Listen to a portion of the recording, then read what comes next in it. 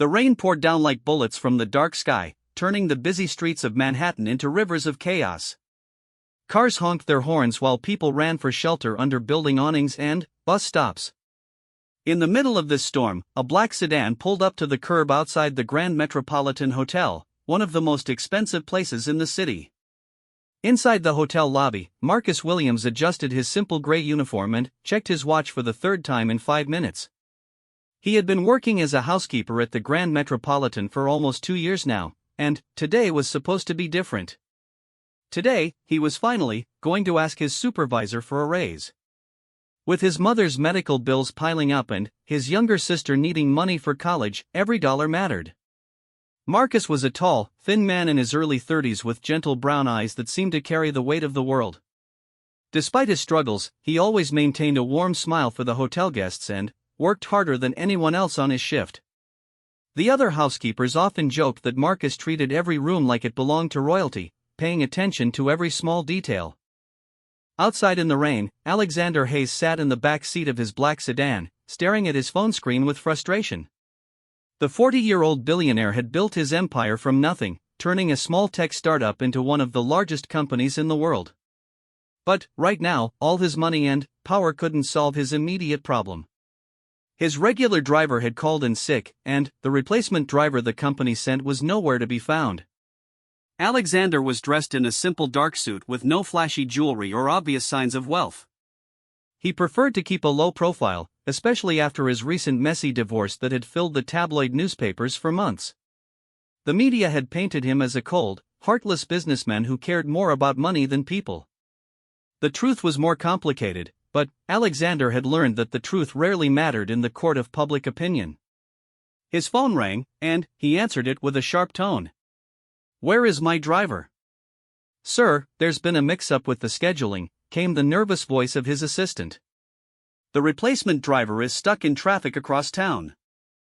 It could be another hour before he arrives." Alexander closed his eyes and took a deep breath. He had an important meeting with potential investors in just 30 minutes, and being late was not an option. This deal could secure funding for his new project, something that meant more to him than money, a foundation to help underprivileged children get access to technology and education. "Fine," Alexander said, ending the call. He looked out at the rain and made a decision that would change everything. He would have to find another way to get to his meeting.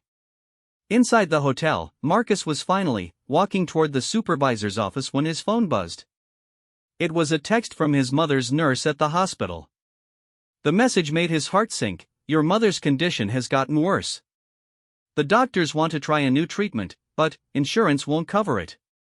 We need $15,000 by the end of the week." Marcus leaned against the wall, feeling like the world was crushing down on him. $15,000 might as well have been $15 million. Even with the raise he was hoping to get, there was no way he could come up with that kind of money so quickly. He thought about his mother, who had worked 3 jobs to raise him, and his sister after their father left when Marcus was just 12 years old. She had never complained, never asked for anything, and now she was fighting for her life in a hospital bed.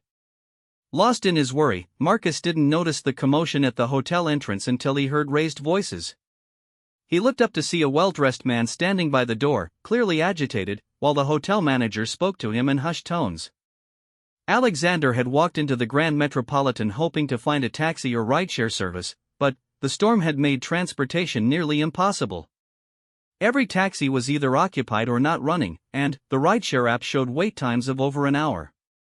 The hotel manager was apologetic but couldn't offer much help. "I'm sorry, mister," the manager began, not recognizing the casually dressed billionaire. "Hayes," Alexander replied, checking his watch again. 20 minutes until his meeting. Marcus, seeing the man's distress and being naturally helpful, walked over without thinking. "Excuse me, sir. Is everything all right?" Alexander turned to look at Marcus, taking in his uniform and kind expression. "I need to get to the financial district quickly, but there are no cars available." Without hesitation, Marcus said, "I could drive you there. I have a car, and I know the city well." The words came out before Marcus could think about what he was doing. He was supposed to be working, and leaving his shift could get him fired. But something about the man's urgency and his own desperate situation made him want to help. Alexander looked at Marcus with surprise. In his world, strangers didn't just offer help without expecting something in return. He studied Marcus's face and saw only genuine concern and kindness. "Are you sure? I wouldn't want to cause trouble for you at work." "It's my break time anyway," Marcus lied smoothly, already mentally calculating how much he could charge for the ride.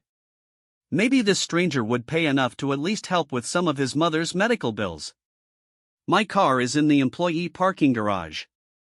It's not fancy, but it runs well." The hotel manager looked confused but said nothing as Marcus led Alexander toward the service elevator. As they walked, Alexander found himself curious about this helpful stranger. In his experience, people were usually trying to get something from him once they learned who he was. But this man seemed different. "What's your name?" Alexander asked as they stepped into the elevator. "Marcus Williams," came the reply. "And you're Mr. Hayes, right?" Alexander nodded, studying Marcus more closely. There was something refreshing about the man's straightforward manner and lack of pretense. When the elevator doors opened to the parking garage, Alexander followed Marcus to an old Honda Civic that had seen better days but was obviously well maintained. "I hope you don't mind the car," Marcus said, unlocking the doors. "It's not much, but it's reliable." Alexander climbed into the passenger seat, amused by the situation. When was the last time he had ridden in a 15-year-old Honda? When was the last time someone had offered to help him without knowing who he was or what he could do for them? As Marcus started the engine, he tried to think of how much he should charge for the ride.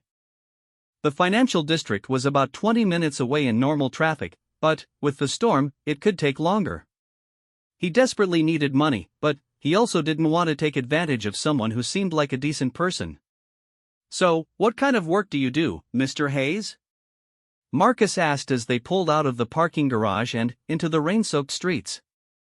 Alexander hesitated for a moment. "I'm in technology. Business consulting, mostly." It wasn't exactly a lie, just a simplified version of the truth. "What about you? How long have you worked at the hotel?" "Almost 2 years now," Marcus replied, navigating carefully through the heavy traffic. "It's good work. Steady pay, and I meet interesting people from all over the world." Alexander could hear something in Marcus's voice, a note of strain that suggested things weren't as simple as he was making them sound. "Do you enjoy it?" Marcus was quiet for a moment, focusing on the road. "I do what I need to do to take care of my family," he finally said. "My mother is in the hospital, and my younger sister is in college. Sometimes you don't get to choose what you want to do, you just do what you have to do." Something in Marcus's words hit Alexander harder than he expected. He had been so focused on his business empire and his recent personal troubles that he had forgotten what it felt like to worry about basic survival. Here was a man who was clearly struggling but still found time to help a stranger in the rain. "I'm sorry to hear about your mother," Alexander said quietly. "Is she going to be okay?" Marcus's hands tightened on the steering wheel. "The doctors say there's a new treatment that could help her, but..." He trailed off, not wanting to burden a stranger with his problems. "Well, we're hoping for the best." Alexander understood that, but without Marcus having to explain. Money. It always came down to money for people like Marcus, while people like Alexander had more than they could ever spend. The irony wasn't lost on him. They drove in comfortable silence for a while, with only the sound of rain against the windshield and the soft music playing from the car's old radio. Alexander found himself relaxing in a way he hadn't in months. There was something peaceful about being just another passenger in an old car, driven by someone who had no idea that the man sitting next to him was worth more than most people would see in several lifetimes. "You know," Marcus said as they approached the financial district, "you seem different from most of the business people I meet at the hotel. Usually, they're either too busy to notice anyone around them or they're trying to impress everyone with how important they are." Alexander smiled slightly. "Maybe I'm just having an off day. Or maybe you're just a decent person," Marcus replied simply. The words hung in the air between them as Marcus pulled up to the address Alexander had given him. Through the rain-streaked windows, Alexander could see the imposing glass building where his meeting was scheduled to take place. He checked his watch. He had made it with 5 minutes to spare. "What do I owe you?" Alexander asked, reaching for his wallet. Marcus hesitated. He really needed the money, but something about this man made him feel uncomfortable about charging him. "Don't worry about it," he heard himself saying. "Consider it a favor from one person to another." Alexander looked at Marcus with genuine surprise.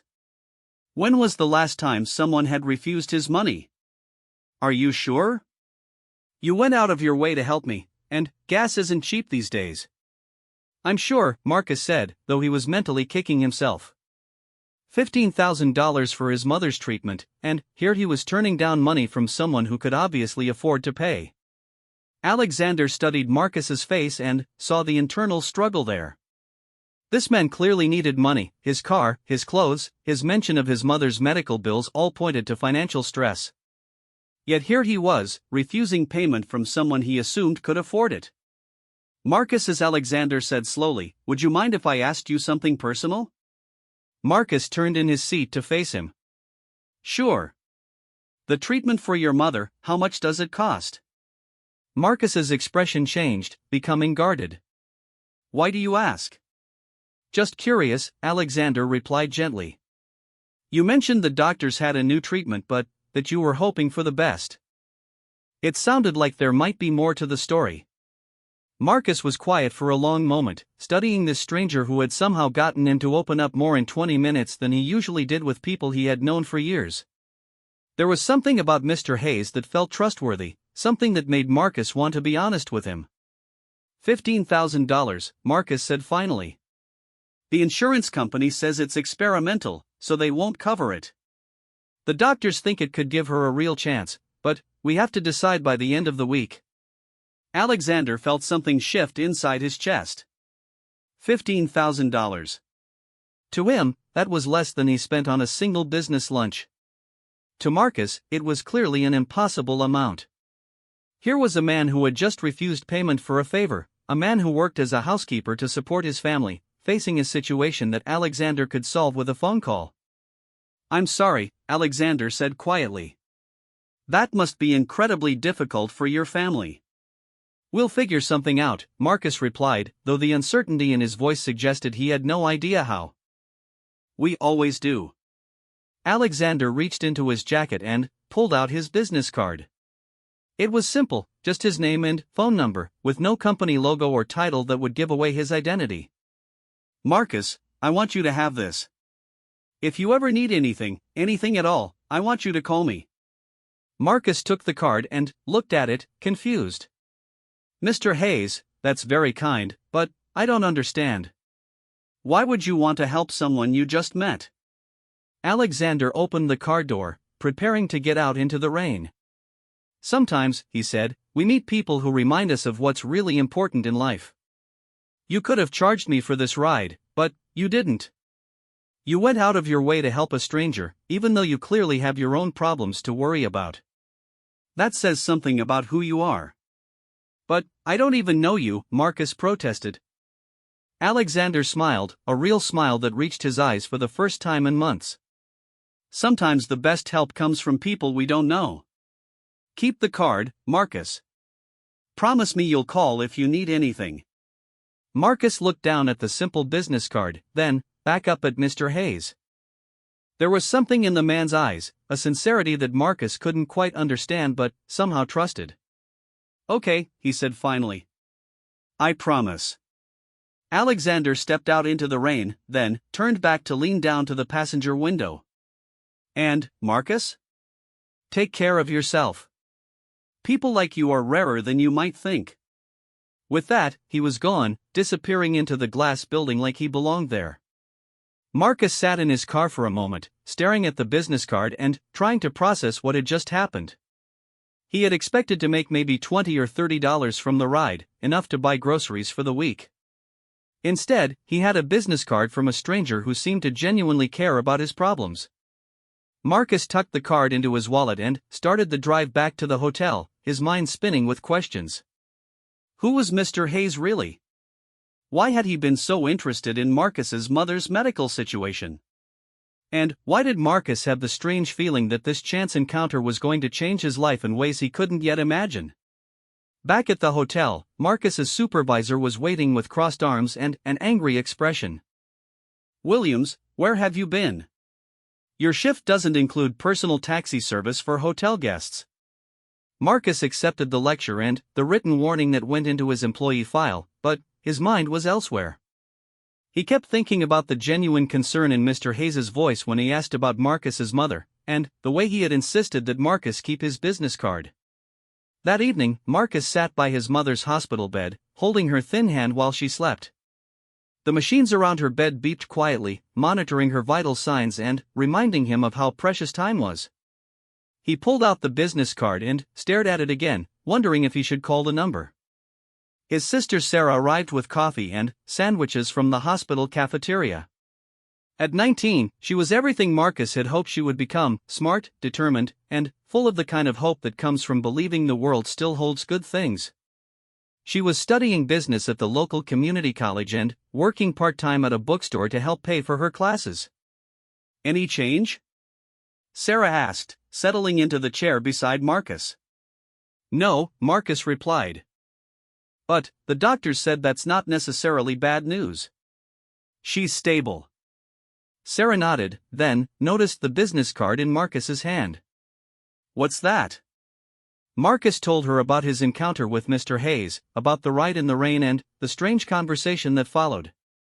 Sarah listened carefully, her business student mind analyzing every detail. "Marcus," she said when he finished, "did you look up this phone number? Did you try to find out who this guy really is?" Marcus shook his head. "I didn't want to seem like I was invading his privacy. He helped me out when my shift was ending anyway, and I helped him get to his meeting. It was just two people helping each other." Sarah pulled out her smartphone. "Let me just check something." She typed the phone number into a search engine and waited for the results to load. What she found made her gasp out loud. Sarah stared at her phone screen in complete shock, her mouth hanging open. She looked at the business card in Marcus's hand, then back at her phone, then at Marcus again. "Marcus," she whispered, "do you have any idea who you just drove around the city?" Marcus looked at his sister with confusion. "Some guy named Mr. Hayes who works in technology." "Why? What's wrong?" Sarah turned her phone around so Marcus could see the screen. The search results showed dozens of news articles, all featuring photos of the same man Marcus had just met. The headlines read, "Tech billionaire Alexander Hayes announces new education foundation, Hayes Industries stock reaches all-time high," and "Alexander Hayes, the man who built an empire from nothing." Marcus felt the blood drain from his face as he looked at the photos. There was no mistake, the man in the expensive suit sitting behind massive conference tables and shaking hands with world leaders was definitely the same person who had sat in his old Honda just hours earlier. "This has to be wrong," Marcus said, his voice barely above a whisper. "The guy I met was just normal. He was polite and seemed genuinely interested in our conversation.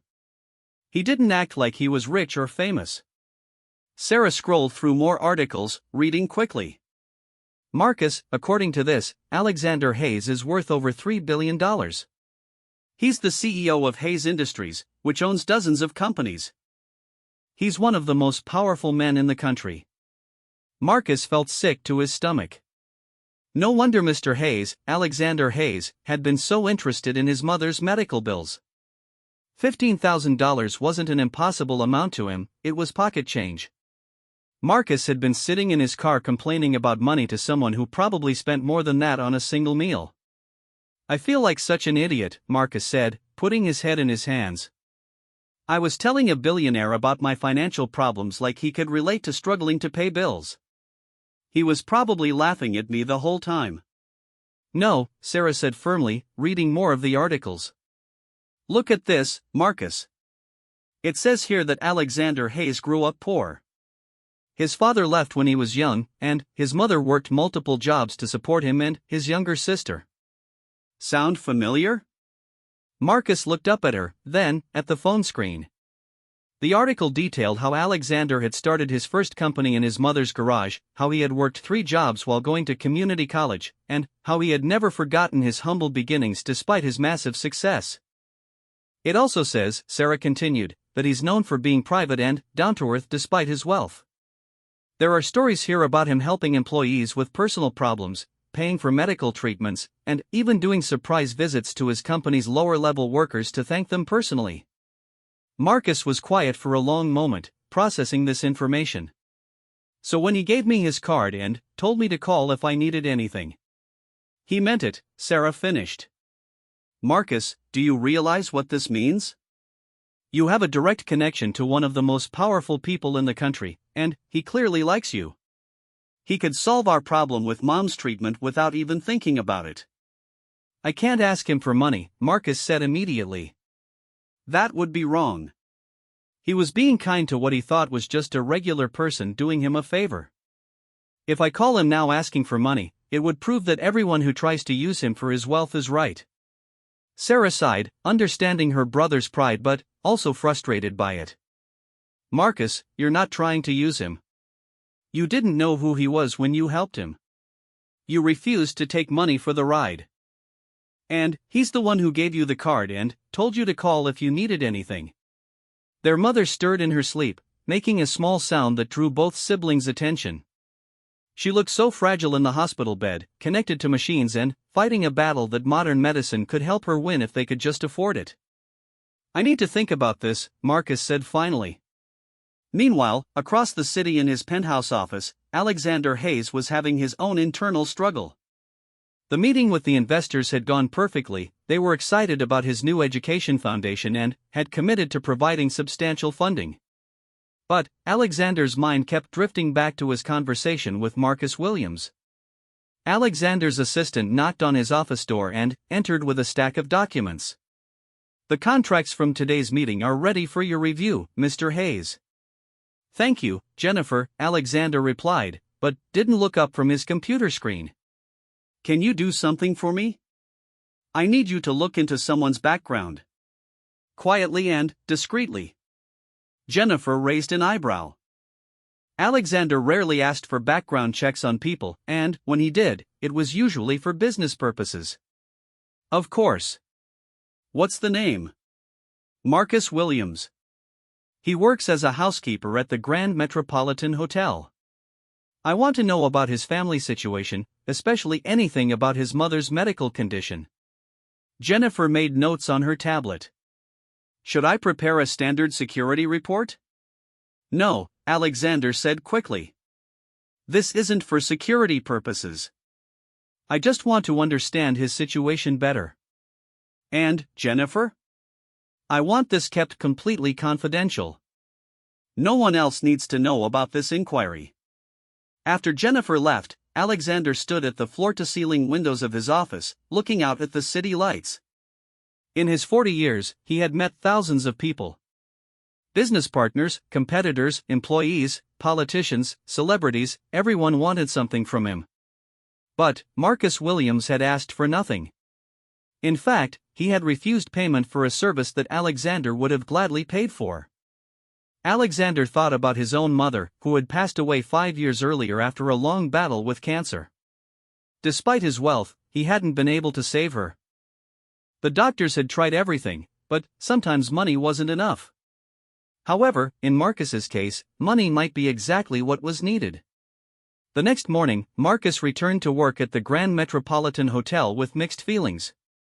He had barely slept, thinking about the business card in his wallet and what it might represent. Part of him wanted to call Alexander Hayes immediately and ask for help with his mother's medical bills. Another part of him felt that doing so would be taking advantage of a kind gesture. Marcus was cleaning his suite on the 20th floor when his supervisor approached him with an unusual expression. Williams, the supervisor said, "There's someone here to see you. They're waiting in the lobby." Marcus felt his heart skip a beat. Who is it? Some woman in an expensive suit. Says she's from Hayes Industries and needs to speak with you about a personal matter. Marcus's hands went numb. Alexander Hayes had sent someone to find him. But why? Had Marcus done something wrong? Was the billionaire angry that Marcus hadn't recognized him? In the hotel lobby, Marcus found a well-dressed woman in her 30s sitting calmly in one of the leather chairs. She stood up when she saw him approaching. "Mr. Williams? I'm Jennifer Patterson, assistant to Mr. Alexander Hayes. He asked me to speak with you about a personal matter." Marcus felt like the entire lobby was spinning around him. "Is everything okay? Did I do something wrong?" Jennifer smiled warmly. "Not at all. In fact, quite the opposite. Mr. Hayes was very impressed with your kindness yesterday. He asked me to look into your family situation and to offer his assistance." "I don't understand," Marcus said, though part of him was beginning to. "Your mother, Maria Williams, is currently at Metropolitan General Hospital receiving treatment for advanced heart disease. The doctors have recommended a new procedure that could significantly improve her condition, but it's not covered by insurance. The cost is $15,000. Marcus sat down heavily in the chair across from Jennifer. "How do you know all of this?" "Mr. Hayes asked me to research your situation because he wants to help. He's prepared to cover the full cost of your mother's treatment, no strings attached." Marcus felt like he couldn't breathe. Why would he do that? He barely knows me. Jennifer leaned forward slightly. "Mr. Williams, may I speak frankly?" Marcus nodded. "Mr. Hayes has told me about your interaction yesterday. He said you went out of your way to help him when he was in a difficult situation, and you refused payment for your service. In his experience, that level of genuine kindness is extremely rare. He also mentioned that you reminded him of his own family's struggles when he was younger." "But, $15,000. Marcus began. "Is less than what Mr. Hayes spends on coffee in a month," Jennifer interrupted gently. "For him, this isn't about the money. It's about helping someone who deserves help. Someone who would do the same for others if they were in a position to do so." Marcus thought about his mother lying in that hospital bed, about the doctor saying time was running short to begin the new treatment. He thought about his sister Sarah, working part-time and going to school, trying to stay strong while their world fell apart. He thought about all the times he had helped hotel guests with small favors, never expecting anything in return. "What would Mr. Hayes want from me in exchange?" Marcus asked quietly. "Nothing," Jennifer replied. "He doesn't want you to work for him, he doesn't want publicity from this, and he doesn't want to change your life in any dramatic way. He simply wants to solve a problem that he has the power to solve." Marcus was quiet for several minutes, staring at his hands. Finally, he looked up at Jennifer. "Can I ask you something?" "Of course. Is Mr. Hayes really as good a person as he seems? Or is this some kind of tax write-off or publicity stunt?" Jennifer smiled. "Mr. Williams, I've worked for Alexander Hayes for 8 years. In that time, I've seen him quietly pay for dozens of employees' medical bills, children's educations, and family emergencies. None of these acts of kindness have ever been publicized. He doesn't do it for tax benefits or public relations. He does it because he remembers what it was like to need help and not have anyone to turn to. And he really doesn't want anything from me? The only thing he asked me to tell you is that he hopes you'll consider paying it forward someday. If you're ever in a position to help someone else who's struggling, he hopes you'll remember this moment and choose to be kind." Marcus felt tears forming in his eyes. "I don't know what to say." "You don't have to say anything right now. The money is already being transferred to the hospital to cover your mother's treatment. The doctors have been notified that they can proceed immediately." Marcus stood up abruptly. "I have to call my sister. I have to tell the hospital. I have to." Jennifer stood up as well and handed him another business card. "This is my direct number. If you need anything during your mother's treatment, or if you have any questions, please don't hesitate to call." Marcus took the card with shaking hands. "Thank you. Please tell Mr. Hayes, please tell him that I'll never forget this kindness." "I will," Jennifer replied. And, Mr. Williams? Your mother is going to be okay. After Jennifer left, Marcus called his sister from the hotel lobby, tears streaming down his face. Sarah screamed with joy when he told her the news, then immediately called the hospital to confirm that the treatment could begin that afternoon. Marcus finished his shift in a daze, his mind reeling from the sudden change in his family's fortunes. That evening, he sat beside his mother's bed as the doctors prepared her for the new treatment. She was awake and alert for the first time in days. "Marcus, baby," she said weakly, "the doctors told me about the treatment being paid for. They said a generous benefactor covered the costs. Do you know anything about this?" Marcus held her hand gently. "I know that sometimes angels appear when we need them most, Mama. And sometimes they look just like regular people." Maria Williams squeezed her son's hand. "You've always been a good boy, Marcus. You've always helped others when you could. I'm not surprised that kindness found its way back to you. The man who helped us, Mama, he grew up like we did. He understands what it's like to struggle. He told me that the only thing he wants is for us to pay it forward someday." "Then, that's exactly what we'll do," Maria said firmly, despite her weakness. "When I get better, we'll find ways to help other families who are going through what we went through." 3 days later, Maria Williams's condition had improved dramatically. The new treatment was working better than the doctors had hoped, and she was expected to make a full recovery within a few months. Marcus had returned to work at the hotel, but everything felt different now. He was cleaning a room on the 15th floor when his phone rang. The caller ID showed a number he didn't recognize. "Hello," he answered cautiously. "Marcus? This is Alexander Hayes." Marcus nearly dropped the phone. "Mr. Hayes. I don't know how to thank you for what you've done for my family." "You don't need to thank me," Alexander replied. "How is your mother doing?" "The doctors say she's responding incredibly well to the treatment. They expect her to make a full recovery." "That's wonderful news. I'm very happy to hear it." Marcus paused, unsure of what to say next. "Mr. Hayes, why did you do this for us? You barely know me." Alexander was quiet for a moment. "Marcus, can I tell you something? Yesterday was one of the worst days I've had in months. I was dealing with a difficult business situation, my personal life was in chaos, and I was feeling pretty cynical about human nature in general. Then, I met you. You helped a stranger in the rain, refused payment for your kindness, and showed me that there are still genuinely good people in the world. You reminded me why I started my foundation in the first place." "Your foundation?" "I'm starting a foundation to help underprivileged children get access to education and technology. Yesterday, after our conversation, I realized I had been thinking too small.